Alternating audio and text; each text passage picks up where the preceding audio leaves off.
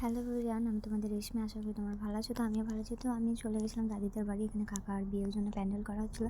তো আমি আর কুচি ছাদে ঘুরে বেড়াচ্ছিলাম। তারপর যেদিকে এখানে তত্ত্ব সাজানো চলছিল, তো তারপর আমিও বসে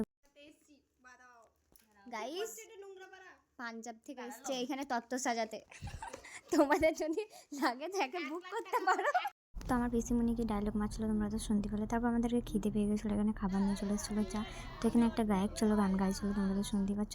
তারপর ফাইনালি আমাদের সব কমপ্লিট হয়ে গেছিলো, তত্ত্ব সাজানো, তোমরা তো দেখতে পাচ্ছ। তারপর আজকে ছিল পিসিমণির বার্থডে, তার জন্য আমরা ছোট্ট করে একটা সারপ্রাইজ দিয়েছিলাম পিসিমণিকে। তো চলো ফুল ভিডিওটা দেখতে থাকো তোমরা।